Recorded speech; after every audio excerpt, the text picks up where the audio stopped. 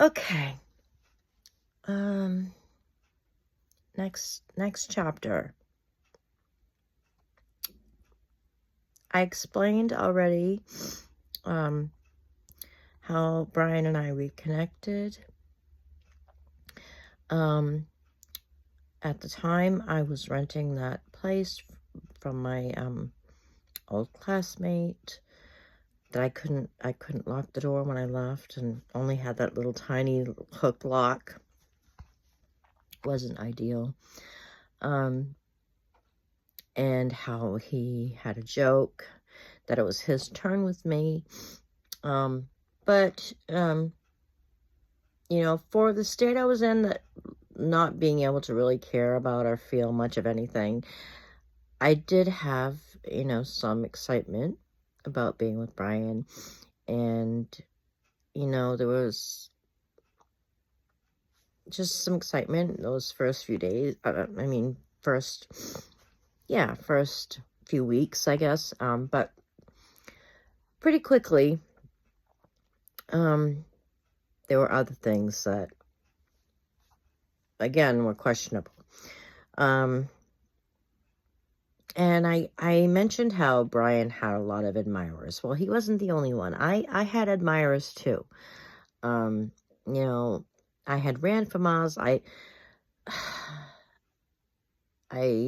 definitely was in pretty good shape. I mean, I fended off a lot of guys. I mean, what can I give as example? I can give many, but I'll just give a few. I mean, a friend of mine had a girlfriend, her boyfriend, who I don't even know if I ever spoke to called me a goddess. At one point, me and my manager were walking through Portland. We had an errand to do together. We were walking the streets of Portland, and I was talking with her, and she stopped me and said, "Marissa, you're totally oblivious to it, but every guy we pass by is turning their head to stare at you." I was known where I lived to be a runner. I just, you know, he had his admirers, and I had mine, and we just dealt with them differently. We both dealt with our admirers differently. But anyway, I still looked really good. You know, the state I'm in right now, the weight that I've gained and stuff, it really all started with the trauma of 2 years ago. But before that, I was still in pretty good shape. And when me and Brian reconnected, I looked really good then. He would take nude photos of me, and I wish I had them. One of them, I was lying on my stomach on the bed with my legs crossed, and he stood above me and took a picture, and it looked so good. I love that picture, but I don't have it anymore. But anyways, he sent that to his ex, which we'll call her Lauren. That's not her real name, but let's call her that. He had been in a relationship with her for quite some time. They had a past. And the fact that he was sending her photos of me and other stuff just clued me in to the fact that he still had some kind of connection with her, because that's what someone does when they want to make someone jealous. And if they want to make someone jealous, it's because they care in some capacity. I know that, and I knew that. But again, didn't really bother me. Didn't, you know, I just let it happen. But they had a very unique relationship. They were like partners in crime. And they did crimes against each other too, which I won't get into. But I'll put it this way. I would not trust her as far as I could throw her. Okay. But of course I ended up meeting her.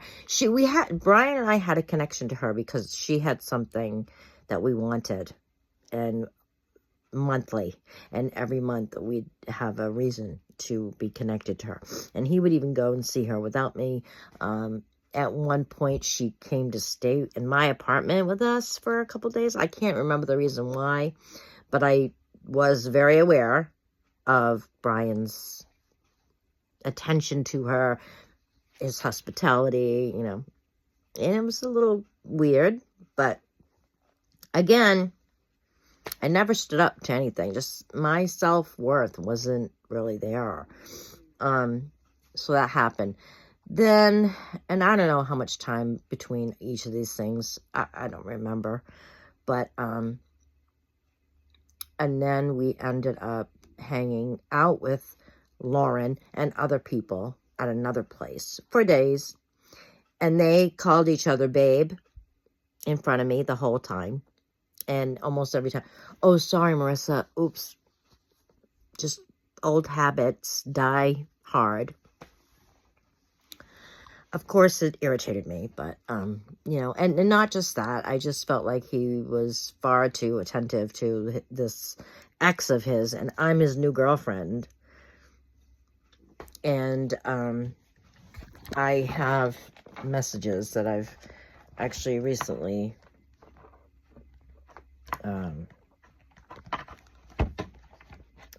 sent to him. I don't know when I sent, but just to show you. This is something I sent to him, and in my phone I have him in as PIG, not Brian. That's who PIG is, Brian. Okay. For having your ex with us, calling her babe, taking care of her before me, like I was the second girlfriend. I endured that. I should never have. All right. And also something he did after that was he must have been while I was sleeping. He took off. He did that a few times. Took off. I don't know where he'd be for days gone. And this particular time he was with Lauren and other people. I don't know, you know, what happened in those few days. I just know that they were hanging out. And, you know, when he finally called me, I remember saying to him, Brian, you know, obviously you still have something for Lauren, and I just want you to be happy. You know, we don't have to do this. Just be where you want to be. Like, that's fine with me. And his immediate response to that was, no, this is not what I want. No, it's not like that. And I want you. And I said, okay. You know, would the real me have said okay to that? No, I think the real me would have said, well, I guess you're with the wrong person then. You know, good luck on your, I don't know, what, 20th, 50th try with her. Good luck. But I'm out. You know, that's what I believe the true me would have done. But I wasn't the true me, and so I said, okay, and let him back. But this is another message between me sending him. Fucking over. You've been doing it since we have been together. Started with Lauren. Babe. Oops. Sorry, Marissa. We're going shopping with Lauren. We're going to see Lauren. Lauren's coming to your apartment to hang with us, Marissa. Now I'm leaving you home to hang out with Lauren for days, Marissa. I let myself be treated like that. That's how you treated me. It never ended, ever.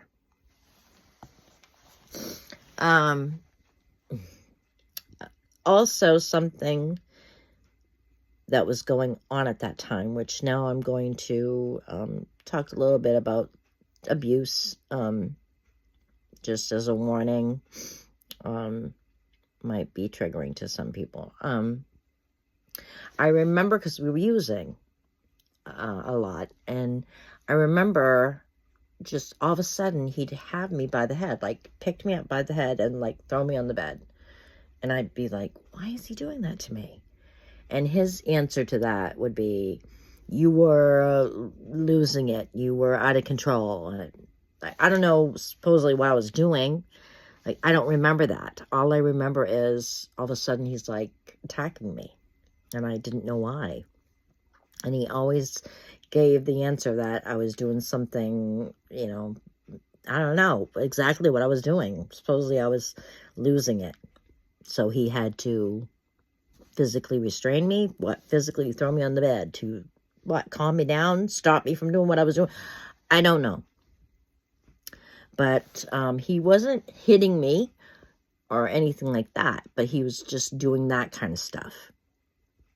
And it would happen, you know, not daily. Just a few instances, you know. How often? It's hard to say. It's hard to say. There just were a handful of instances at that time of that kind of stuff happening. Okay. And then there also was another girl who, I don't know how they knew each other, but it was very clear that this girl, which we'll call Lisa, had it bad for Brian. And every time we were with her, she was so disrespectful to me. I mean, kind of had an attitude of like I shouldn't have been there. For real. I remember one night she was totally out of it. And Brian had hurt his leg or his foot or something. So he was laying down, and this girl, Lisa, laid on top of him, right in front of me, just hanging all over him. And I obviously didn't like it. I don't remember what I said, if I said anything. But the next thing I remember is Brian asking me to walk her home because it was late at night. And, you know, I never had the thought, well, if I'm walking her home, then who's going to walk me home? Never even thought of that. But I did bring that up to him recently. He said, you only walked her to the tracks. Like, it wasn't that far. It doesn't matter, though. Like, there were reasons, I had actual reasons why I shouldn't have been walking alone, especially at night. Things that had happened to me. And just the fact that, you know, it was like, oh, walk her home. You know, that kind of shit. And then the worst thing that happened with that girl, Lisa, she had a boyfriend who, to say he was a mental case is putting it lightly. I did not know him. Had no idea who he was. But for some reason, Brian, I don't even know whose idea it was, but Brian wanted to give Lisa a break from him. And in order to do that, he was going to have this guy stay at my apartment for a week so that Lisa could have a break from him. But it just so happened to be the same week that Brian had this opportunity to go work somewhere, and it was far enough away that he had to be at a hotel room, and I was alone with this guy for the week. To say he tortured me the whole fucking week. And the guy who owned the house, he wasn't too happy about it. He was coming down giving me fucking hell. It was maddening. And I had to call Brian and tell him to, you know, speaker to them, both of them, to leave me the fuck alone. Just let me be. It was bad. I was in hell the whole week. Why he had to give a break to this girl? Why he had to put it on me to give her a break? And I did have the thought, well, maybe he was with her. And that's why it happened, you know. I don't know. I don't know. But that's how I was treated. Like, it just felt like I would get the shit end of the deal so that another person could get something good. That's what it felt like. And why he would even put me in that situation, I should have never been put in that position of having to deal with this man that I didn't even fucking know.